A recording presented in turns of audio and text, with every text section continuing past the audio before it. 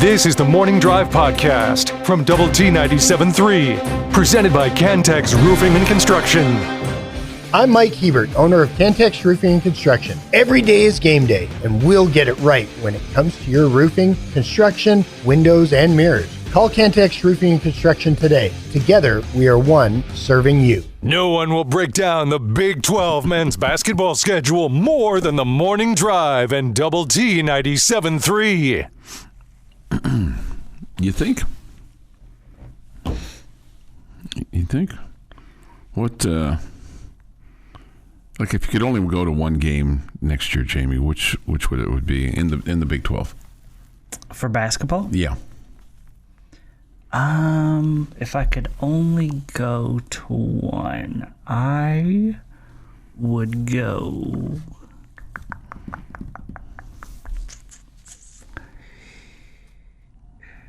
I want a good matchup, and I want to go to a place I want to go to. Okay, so I was thinking at home here in Lubbock, but okay. I'm sorry. But if you want to play the other side, because as soon as you told me which game at home, I was going to say, okay, which game on the road would you like to go see?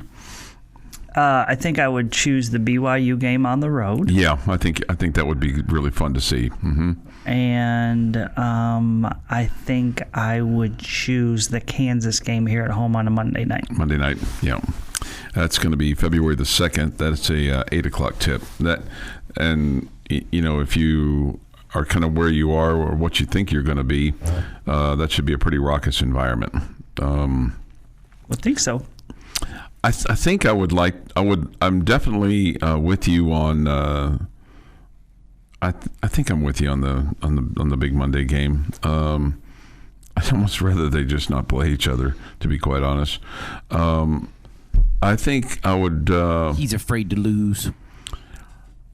It's okay. I think I'd like to see Houston there. I mean, me too. I think it seems like they've got really good atmosphere, and that was a fired up crowd last time. So, I'm with you. Because I'm with you. That's a little bit surprising because it's not like it's some far off place or whatever. No. But that'd be cool. But, just having been there, and granted, I mean, the women's games they're not attended anything like the men's games, but I can see how raucous it would be because the ceiling is low and the fans are right there on top of the court and the sound system is really good. And so I'm sure it is deafening there for a men's game. And just probably really hard you got to really focus and really kind of concentrate. As far as the road game is concerned, I'd love to go see a game at BYU on the men's side because I bet you that is big time atmosphere. And you know what? I've been to a men's Texas Tech game at Hilton Coliseum, and that's fun too. Where Tech beat Iowa State and really gave them a beat down on a Saturday afternoon, and then the women won there the next day. So it was a fun weekend there in Ames, but I think that'd be an awful lot of fun. All right, I wanted to get your opinion on this, and we've got more baseball to get to because I want to get to some comments this morning from Coach Tim Tadlock. His team's going to be in action this weekend, which is really exciting. We'll have Jamie kind of go through the nuances of that. But Major League Baseball announcing yesterday a challenge system for balls and strikes, in addition to kind of getting to a point of robot umpiring. So hitters, pitchers, and catchers will be the only ones allowed to trigger the system by tapping their head. And if a challenge is successful, the pitch will be shown on in-stadium video boards. Teams will retain it. So what do you... Retain it if they get it right. Yeah, retain it if they get it right. Yeah. They're allowed 2 per game. Okay. What do you think about this? Keep getting them if they keep getting them right. I think it's great. The technology's there. Why not use it? I would be fine with a few more than just 2. Okay. And let me ask you this. The system that they're using, the ABS system, uses similar technology to line calling system in tennis. I mean, and they've had tremendous success with that in tennis, and they've been doing this for 15, 20 years. Yeah, I was going to say a couple of decades, right? Mm-hmm. But I feel like that, and maybe you can correct me if I'm wrong here, it feels like that the umpires, at least in terms of the balls and strikes, that's a pretty high percentage of what they get right. I think they've gotten significantly better. Yeah. Yeah. But there's still some pitches or some nights where it's really bad. It's really bad, and you can call that. I mean, you had a Astros-Yankees game this year where the home plate umpire missed 20 calls. 20? That's a lot. That's a lot. That's a lot. Yeah, when you consider that you probably maybe have a couple hundred pitches in a game. Yeah. And so it's 10%. So that's way more than what you and would we be okay with in a college basketball game that 1 out of every 10 calls was wrong? No, not even close. What do you think about the using robots? Okay, well, first off, I think the term robot umpires is silly here. I mean, it's completely misleading. Yeah, because it's not like you've got like the guy from the robot from Lost in Space back there, or the robot from the Jetsons. There's no robots. There. Yeah, there's no. There's just an automated strike zone where they can see the video of it. Okay, there's no robots. So, you ask me what I think of robots. Yeah, but they don't. But they call them. They have nothing to do with baseball. Yeah. But they're calling them robot umpires though. I think they're calling it a challenge system. Well, I think they're saying robo umps. That's what the discussion was leading up to this, but I don't think that's what they're calling it. Okay, well, the headline says Major League Baseball approves robot umpires for 2026 as part of challenge system. Yeah, completely misleading. What robots are involved? Yeah, like I'm saying. I mean, are we going to see the robot from the Jetsons? Are we going to see the robot from Lost in Space? Danger! Wait, I know how you do it. We get the Terminator to stand there, and then no one will argue with balls and strikes. You're going to get the robot from the fair to come out. You're going to get the robot from Fox Sports to come out. The robot from Six Flags isn't doing anything. He should head over there. Yeah, Big Tex can come out, kind of look down from afar. Okay, now we've listed all the robots that we know. Okay, glad we got that out of the way. Why did we not get to RTD2 and C3PO? That's He's Jeff's never seen Star Wars. That's Jeff's responsibility. I'd have to explain who they were first. They have nothing to do with baseball. They think that adding this type of system will cut down on ejections among players, managers, and coaches. It seems like that has been cut down already quite a bit with the lack of your ability to argue balls and strikes. Yeah, correct. Yeah, I think that's gone. According to ump scorecards, baseball umpires call roughly 94% of the pitches correctly. Okay. Yep, which shows you how bad that guy was. Yes, in the right. Astros-Yankees right. game. Yeah. This is the Morning Drive Podcast from Double T 97.3, presented by Cantex Roofing and Construction. Time for this day in sports history. It is September the 24th, so 90 shopping days left till Christmas Eve. Here's Jeff McGuire with this day in sports history. 1954 Yankees tie a record as 3 of their pinch hitters strike out in 1 inning. Wow. 3 pinch hitters all struck out? 1953. Great 54. job. 54. But keep in mind, that's just tying the record. They didn't break Feels it. like that could have been any Yankee team since about 2001. 1971, Houston Astros beat the San Diego Padres 2-1 in 21 innings. Oh, my God. 1985, Montreal Expos' Andre Dawson is the 8th player to get 6 RBI in an inning and joins Willie McCovey in hitting 2 home runs in an inning twice. Okay. And in 2022, Trey Wolf drilled a 20-yard field goal for a 37-34 overtime win over number 22 Texas in Lubbock. Nice. Way to go. National Cherries Jubilee Day. We've discussed this before. What is Cherries Jubilee?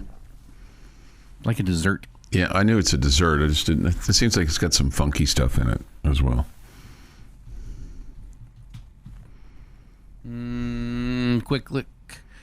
Elegant dessert featuring fresh or frozen cherry, sugar, and liquor that is often flambéed and served warm over vanilla ice cream.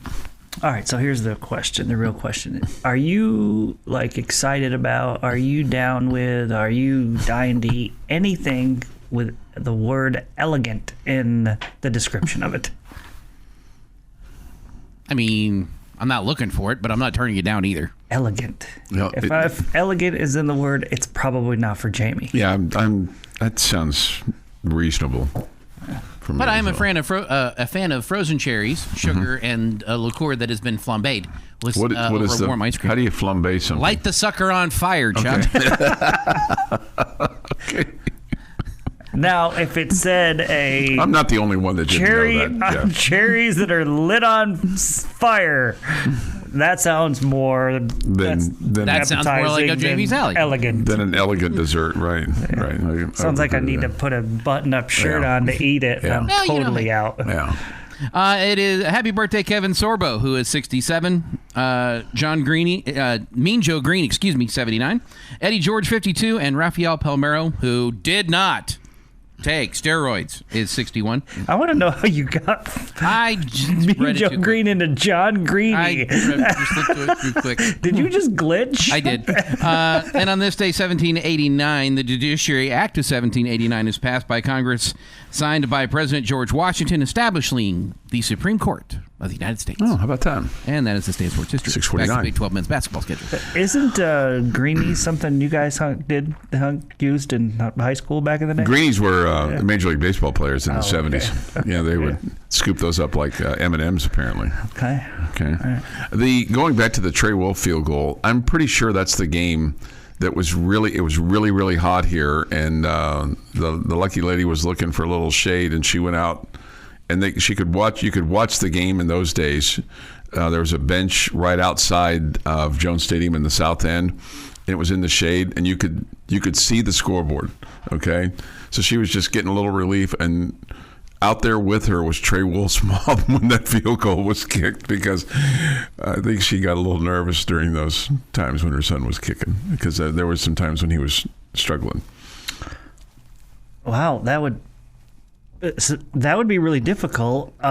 Did she, when it came third down and long, and did she sprint outside the stadium? I don't know. Or did she just stay the whole game? I think she got a little heated too. It's not like you could predict it. No, I know. Right? I think she got a little. I think she got a little heated too, and I think they were both there and they were just watching the game. And I believe that was the game where Bijan Robinson fumbled in overtime. oh Yep. yeah, That's what set us up for the win. Yeah. This is the game that the post locker room speech included. The whole world's about to find out that it runs through Lubbock from Joey McGuire because you beat Texas 1-0. But Chuck remembers the lucky lady sitting on a bench outside for a field. Are the things that Jeff and I remember silly us football stuff. I mean, The things that Chuck Beating remembers. Texas at home in overtime. That we remember. Chuck, lucky lady sitting on a bench outside. with Trey Wolf's mom. I mean, that's. I thought there's. Ladder climbing. Yeah, that's what the Heinz do. She would take exception to that, Jamie. She would say As she should. She's a very sweet lady that does not deserve any ridicule from us. Ridicule from think I glitched any of again. us. Right. All those. She's all a those, saint. She is a saint. Somebody wants to know, are robot players next? No, I don't think so. Somebody says this with regard to the automated system. I'm not a fan of the automated system coming into play and taking the human aspect out of the game. However, with as good as catchers have gotten at framing pitches, I think it's a needed option. Yeah, I haven't been for a long time a fan or in favor of doing this, but over the last couple of years I've changed just because I feel like umpires are being judged harsher now, and they've improved dramatically. But that being said, it kind of points out when they are bad. Okay, it makes it more obvious, and I think seeing what minor league baseball has done with this and how quick the challenge is, I mean, you almost could tell the pitcher, hey, get ready for the next pitch while this is going on. The pitch clock is still running because it's like 15, 20 seconds, and it pops in and tells you whether it's a ball or a strike. And I'm joking a little bit about telling the pitcher he needs to be ready. But it's really quick. And so I feel like, why would you not use it? And they did my favorite thing when it comes to challenges with this. You get 2 missed challenges. It's not how many correct ones.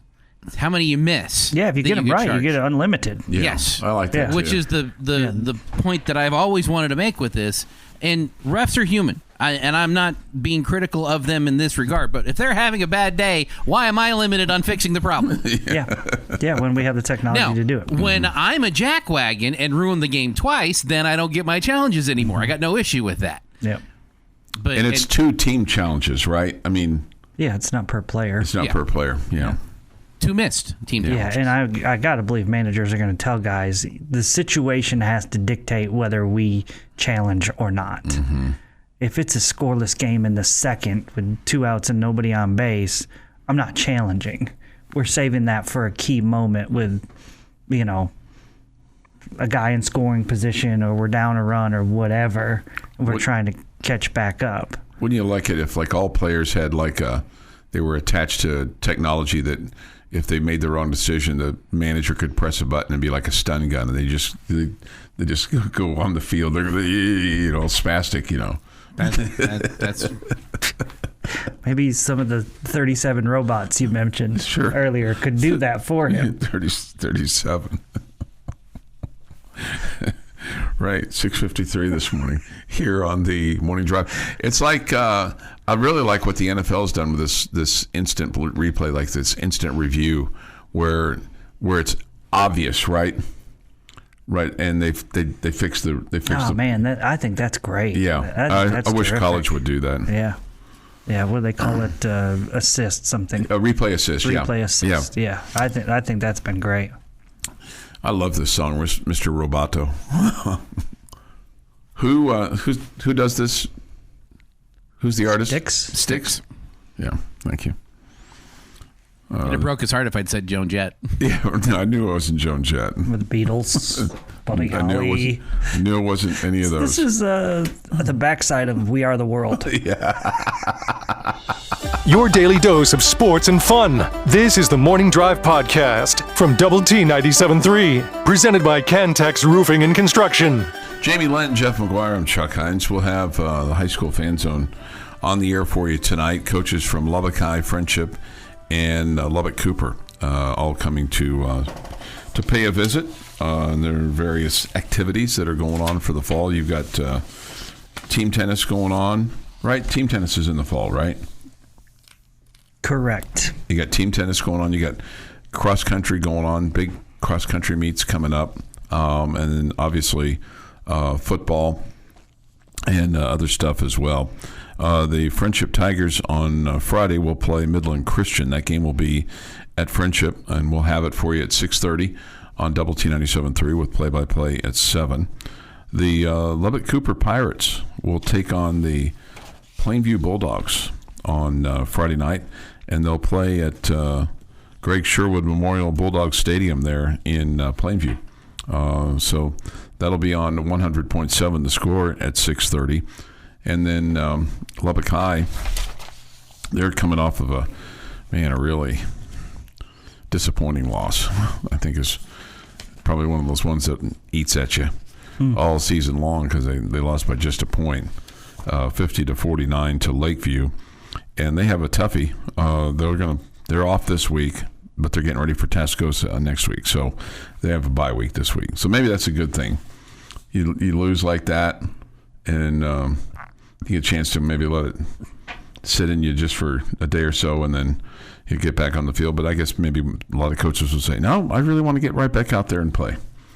But they get an extra week to prepare for Tascosa, which always brings special things to life. We'll have the West Texas Friday Night Preview Show on at 6 o'clock. They did a great job with that show. It's on from 6 to 6:30 on both 100.7 The Score and on Double T 97.3. And then the West Texas Friday Night Scoreboard Show on both stations following the games. So in addition to that, we'll have Coronado taking on Tascosa at 6:45 on 96.9 The Bull. Liberty meets Fort Stockton at their place. That's on Young Country 93.1. Liberty is undefeated. Looks like they're going to go a long ways, at least in the regular year. So that's among the games. And then the Monterey Plainsmen, they, I believe, they'll play tomorrow night. They take on Amarillo High, and that game will be over at Lowry Field. And we'll have that game for you on 93.7. Nope, it's in Amarillo. Sorry about that. So we'll have that on 93.7 The Eagle for you. Okay, against the Sandies. All right. So in addition to that, tonight we'll have the Rangers and the Twins. The Rangers playing out the season. Astros and the A's. Man, the belt keeps tightening for the Astros. Man, you got to think, Jamie, that these pressure pack games, it adds in another element for the Astros, because they probably are looking at it going, man, we were leading the division all season long, and now here we are in the last couple of weeks. We've thrown that away, and now here we are on the verge of not being in a wild card spot. So the collar just keeps getting tighter and tighter and tighter for them. Yeah, probably feeling a lot of pressure at this point. Yeah. No, they know what's on the line. Yeah. I want to ask you this question, because it seems like that this is what's being reported by others, and I don't know what you have heard as well, but on 3 Sports, Pete Nakos reports that Baron Morton was sore from a hard hit to the neck area. This is from the game last week. Obviously, Tech's got a bye week this week, but Joey McGuire saying in his podcast, What's Next, that Barron's going to be the starter against Houston. So kind of sounds like it wasn't a concussion, that it was something to the neck area more so than the head. And I don't know if that's better or not, but I would think maybe getting hit in the neck and having a sore neck is better than getting a concussion. As far as recovery goes, as far as recovery and then being susceptible, because man, you ever woke up with a stiff neck? And that's I know that's you're not struggle. wrong. Yeah, you're not wrong. That's a struggle. Yeah, I'm not certain. I'm not a doctor, but I expect him to play, and whichever one of those it is, and it makes sense that he left the game because of it, and hopefully he will be ready to go by next Saturday. Seems like that would have plenty of time. Yeah. So Coach McGuire saying that they were lucky to have a bye week. That's after the game, and then he's used this term, which I like this term. He said we've got some guys that are what I call football banged up, which makes sense after 4 weeks.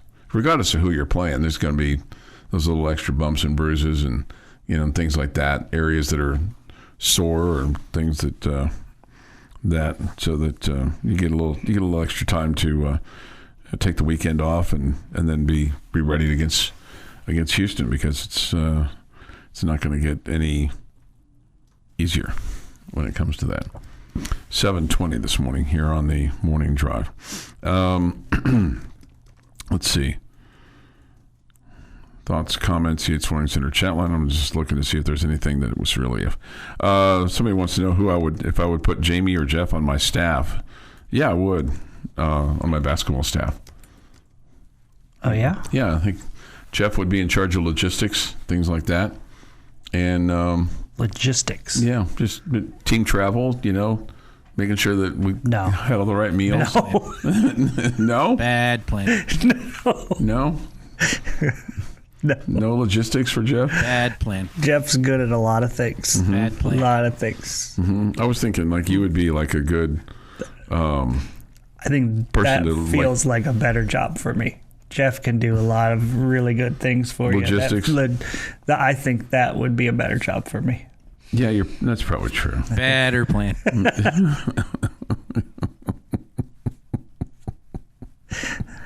Sometimes the I's are not always dotted and the T's are not always crossed. That's true. Yeah. That's true. Yeah. That's true. This this communique here from... Now, in fairness, there are an awful lot of I's and a lot No question. And he's got more of them than the rest of us do. So. Right. Yeah. They're not always dotted. Sometimes the I's are crossed and the T's are dotted, which makes everybody confused. There are some loose ends from time to time. So yeah, you're probably... What role would you like, Jeff, do you think that you would be good at? On a basketball coaching staff? Yeah. None. Fan. That's the role I play very well. You could be kind of the guy at the end of the bench that yells at the officials. No. Yeah. Because I'm usually the guy going, no, that was a foul. Shut up. Hey, we get this little note from a nugget from our friend David Collier, whom you hear on the end of the bench and on the sidelines with Friendship Tiger football. He says this: Midland Christian's coach is coached by former NFL kicker Phil Dawson. That's pretty cool. Okay. That's pretty cool. Yeah, so we'll see. So you'll hear Mr. Collier occasionally from 9 to noon on the end of the bench. He kind of just floats in, floats out, which is good. It gets the spice of life, right? Mm-hmm. He and Rob Rowe. And then you hear him Friday night with Friendship Tiger football as they'll go down to Midland Christian. Do you think the basic consumer confidence by the fan in your quarterback has waned a little bit? Yes. Is it justified? Because he played poorly last game. Yeah. Yeah. Is it justified? Yeah. I mean, he didn't have his best game last week. He didn't have his best game. No, he didn't have his best game. But I guess you can always say that, the backup quarterback is always the most popular person on campus or on a team, right? To a degree. I mean, I don't say that. No, I know you don't, but I mean... because I don't usually subscribe to stupid sports quotes that everybody just spouts off like they're accurate. Yeah, bows into. Yeah. Okay. The Morning Drive podcast from Double T 97.3 is presented by Cantex Roofing and Construction. Time now for Jamie's Big 12 men's basketball schedule question of the day. Brought to you by Connecticut of West Texas. Boy, Jeff put himself through a lot of work. He did, man. Yeah. I didn't see him yesterday. Now I know why. Yeah, he's busy. Mm-hmm. All right. So, in honor of the Big 12 basketball scheduling being released, I'm going to ask a basketball question. Okay. It's not about the schedule, though. I hope that doesn't disappoint you, Jeff. I do feel like it's kind of a hard one, but I guess that's up to you guys to decide. I feel like that I make everything hard. Sometimes that makes it more fun. Yeah. I feel like Okay, so my question for you guys is today, I think that we have right now a really, really good big man guard tandem. Okay. With JT Toppin and Christian Anderson. Mm-hmm. I think our fan base is really excited about. No question, and should be. Okay. 2 terrific players. Okay. I want you to tell me in Texas Tech basketball history who your favorite big man guard tandem is that played together. Oh, boy. That's a hard question. Is that too hard? Well, because... we're old and we forget. That's and we had this positionless kind of aspect of basketball going on. Oh yeah, but you got a big and a little. You're smart enough to figure it out. Keenan was your guard. Zach Smith was your center. He was your 4, but whatever. Yeah. Yeah. I mean, we could figure that out pretty well. Yeah. I think that would qualify. Anybody with Keenan is good, right? Right. Yeah. I got to have Brandon Francis in my lineup, don't I? That's funny because he's really not a big or a guard. I know. He's just kind of he's small forward. He's just kind of. He play a little 2, little 3, little 4, whatever. I guess. Yeah. But I wouldn't call him a. I know. Oh man, Jeff, do you have somebody in mind? Well, I just gave you a pretty good one. Yeah. Who was the guard with Andy Ellis? Was he crossed with why am I blanking on his name? Big 12 scoring leader. Why can't I think of his name?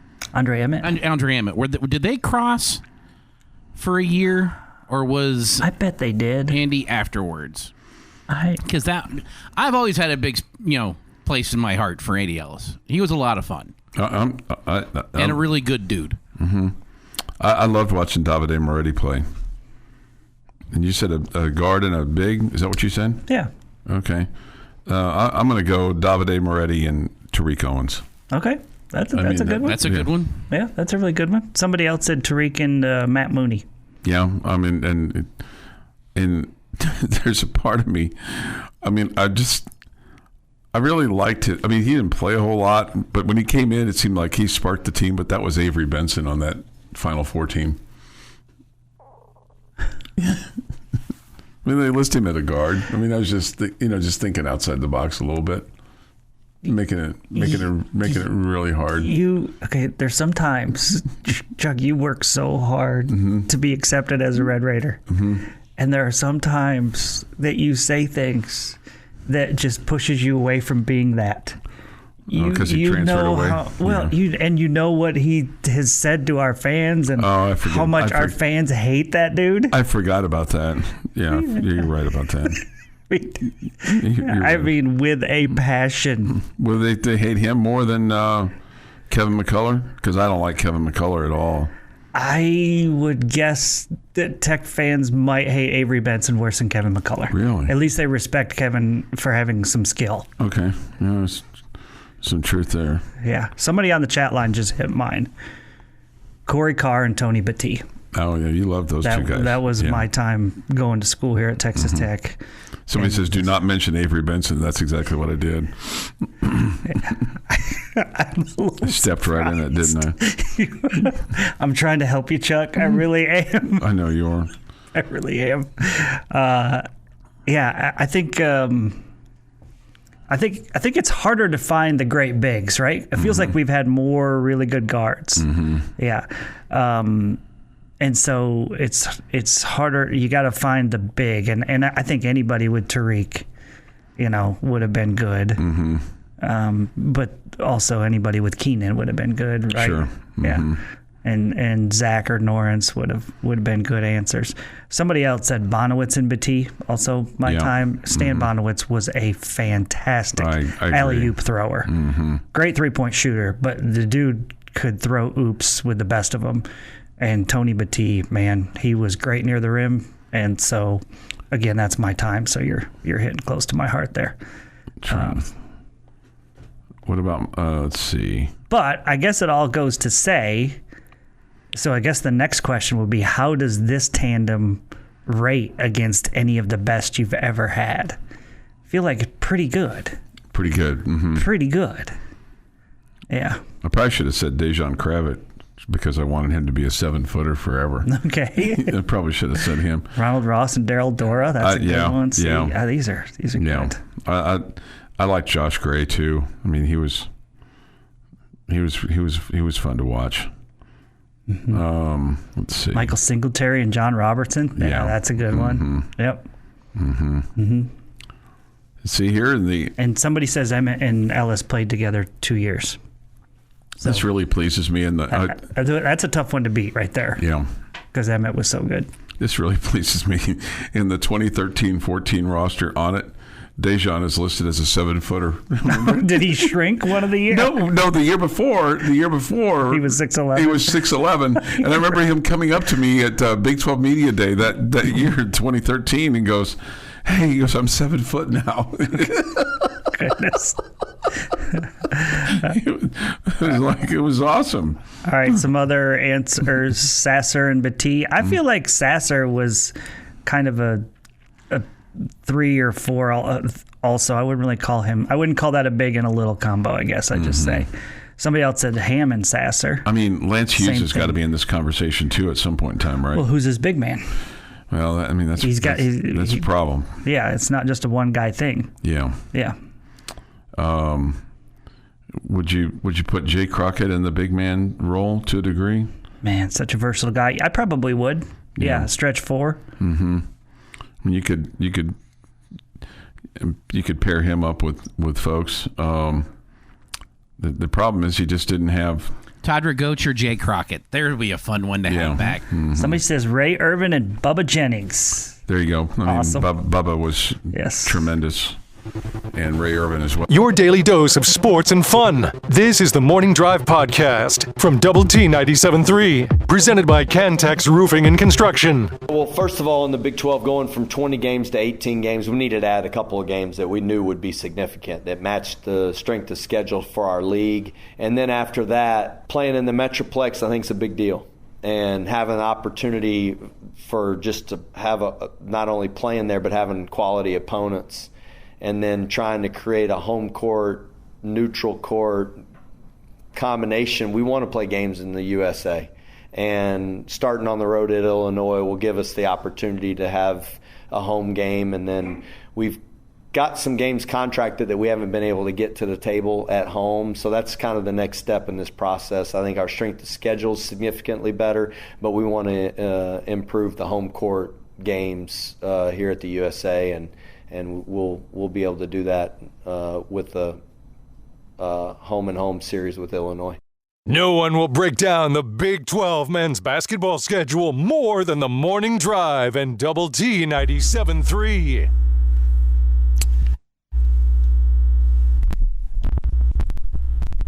.803 this morning here on the Morning Drive. Good morning with Jeff McGuire and Jamie Lent. I'm Chuck Heinz. We come to you with from the First United Bank studio here in downtown Lubbock. Thoughts, comments, the Yates Flooring Center chat line. Go to WT973.com for that, or the mobile app, the Visual Edge IT hotline at 2 is open here on the Morning Drive at 806-771-0973. Those some of the thoughts of Texas Tech head basketball coach on the men's side, Grant McCaslin, who I think is he's put together another great roster. And, some of these guys we haven't seen or heard from yet, but I think we're going to see and hear from plenty as we get into the season. And obviously, your two big stars are JT Toppin and Christian Anderson, and that's a great way to start 2 of your 5. That's pretty good. Yeah, it's pretty good, no doubt. You got the Big 12 Player of the Year coming back, and Christian Anderson. You feel like, man, the sky's the limit for him, right?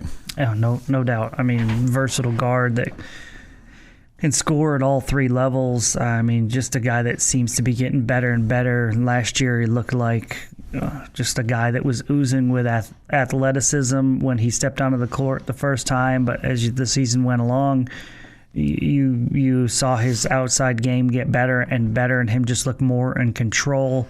You see him playing over the summer, overseas, and look like he's improved on his ability to run the point and be kind of a leader in the backcourt there. So I love his versatility. I think he's a guy that has next level written all over him. You talk about the Big 12 schedule coming out, but, man, it even though the games here in Lubbock aren't as challenging as you would maybe like them to be, or as I think all of us would like them to be. He did mention the Illinois series. I mean, you're going to play at Champaign this year on November the 11th. I mean, that's your 3rd game of the season, so that's a real deal. And then you're going to go down to the Bahamas and take on Wake Forest, and then either play Memphis or Purdue, and both of those teams are obviously high-quality programs, and it'll be stiff competition. But Coach McCaslin, when he was talking to the media yesterday, was asked about playing teams with a variety of styles with regard to his strength of schedule.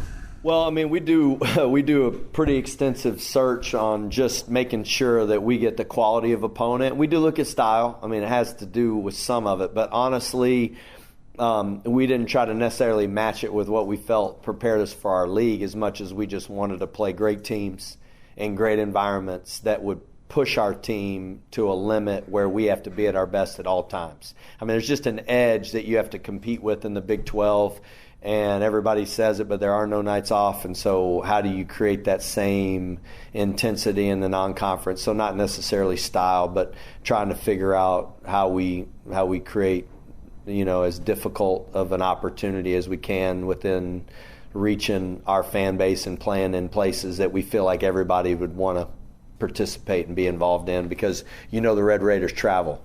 And so finding great venues to play in was probably as important as finding the right opponent. Yeah, I mean, when you kind of look at this, your home games this year, Jamie, you're not really playing that many non-conference home games. I mean, you're playing almost as many games away from home as you are at home. You start off the season with Lindenwood, then you have Sam Houston, then you go to Champaign on the 11th. You play Milwaukee on the 14th. So you're going to play 3 games at home in the span of about 10 days. But then you're going to play neutral site games in the Bahamas. You'll play at home against New Orleans on the 26th, which is the Wednesday before Thanksgiving. And then the Sunday after Thanksgiving, I don't know if it's odd or not, but it just seems like it's a little odd. You'll play Wyoming at home.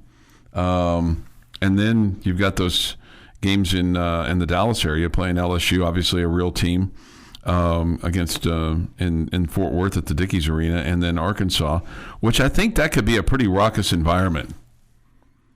Because you're going to have, the Arkansas two fans. passionate fan bases, yeah. Yeah, you're going up against John Calipari and his team, and the proximity there to Arkansas and all that kind of stuff. So that could have I think that will have a more even kind of fan base than what you'll see with LSU and the Dickies Arena.